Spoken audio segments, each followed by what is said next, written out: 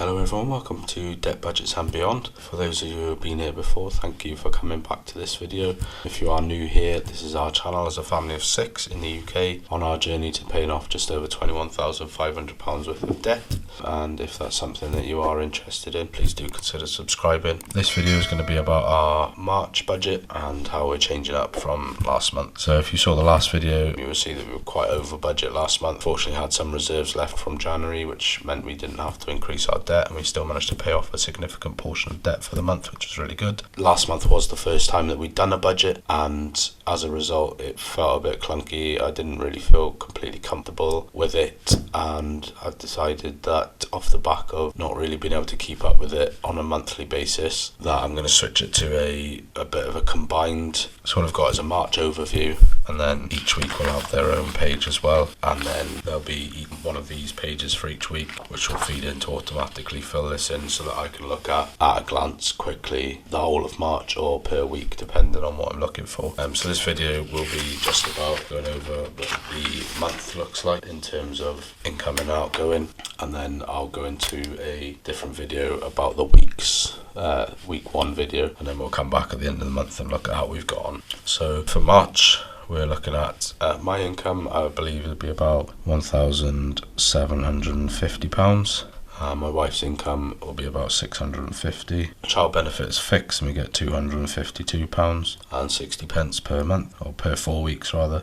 Child maintenance is £100. I explained in one of the previous videos that my oldest son is from a previous relationship and he lives with us, and we get child maintenance per month. One of the goals that I've set myself for this month is to quote unquote side hustle £100 for this month. So last month I started doing 2 apps called Atapol and Roamler. Now I very quickly gave up with Atapol. I couldn't get on with it at all. I felt that the rewards for doing the surveys was really low in comparison to the amount of time, so I stopped doing that and donated the money to the London Air Ambulance. It's about £2.50, so not a massive amount, but I thought it was easier just to give it away. Roamler is a bit much more successful, and did last month, in the few days that I did it before the end of the month, I did about £27 in rewards. So I've set myself a target of £100 for this month. Carryover will be anything left over from the previous month, and we're starting this month pretty fresh, so there's nothing really to come over, and then other income will be anything in addition to those. So one of the comments that I got on the first budget video that we did was about seeing if we were eligible for universal credit.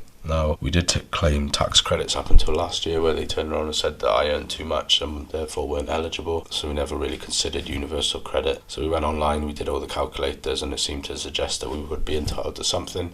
So we have now put an application into universal credit to see if they will come back with anything.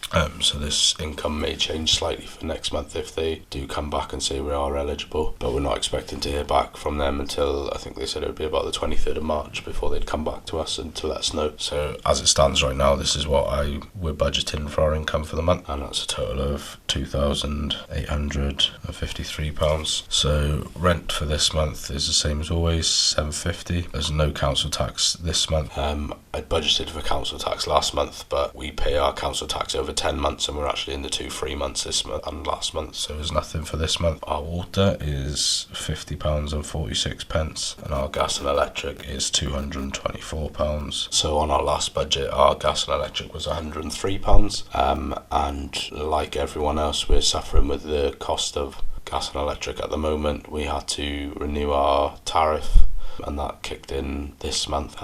Luckily we fixed in December, so that was before the rates changed massively, so it's actually still beneficial for us to be on a 2-year fixed rate, which we are, but that has shot us up to £224. I was trying to look on the online calculators, and if we switch to the standard tariff, as Martin Lewis is suggesting that everyone does, we'd probably be more like £270 or thereabouts based on our actual usage figures. So we're much better off on a fixed rate to £224. We did actually yesterday have smart meters installed. They seem to think that the smart meters will help us save money, so we'll let you know if we feel like they are or not. The home insurance is fixed, so that's £20.17 per month. One thing I am hoping to do is start paying for the insurances in a lump sum as they come due, but as of right now we can't afford that, so we split them down over the year, which we know is more money. So my car insurance is £58.89 and my car tax is £13.56. TV licence is £13.43 and our life insurance is £39.01. Subscriptions this month. So what I've done here, you'll see, is I've consolidated some of the categories into, rather than individual accounts, I've put it as a collective of accounts. So our subscriptions this month anticipate to be about £50. And that's things like Amazon Music, Amazon Prime, my Nespresso subscription, and a couple of other ones. Our mobile phones are £265, which, if you didn't watch the last video, that's very high, and we're locked in contract with those, so as soon as they are up we will be moving to a SIM only, which will be considerably cheaper each month, but as of right now we are stuck into a contract with those. TV and broadband, so it's £54. We're with Sky, and again we're fixed into a contract with those. Parent pay is £100, so it's £40 for the bus for the month, which is my son's bus to school, and £25 for clubs. Me and my son go to a club, we pay subs for that each week. No school costs expected this month, and we're expecting around £600 in total to debt this month, and that gives us a total of £2,303.52. I should say I made this on Excel, but it's loosely based on a combination of several sheets that I saw online. I'm not sure who to credit because they all look very similar. I don't know who originally came up with it, but I know Budget Mom does a paycheck workbook that's similar to this, and there's a couple of other places that do like a paycheck budget sheet, which is again similar to this, so I don't know who to credit who originally came up with this format, but whoever, thanks for the suggestions. So that gives a leftover of £549. So we don't use a envelope system, but we are moving to an cash envelope system for some of our budgeting needs. Current plan is food, shopping and fuel, and we'll amend that as and when needed, but as of right now it's £250 for the month for shopping and about £50 a month for fuel. I'm expecting this fuel will go up at some point when I get called back to the office,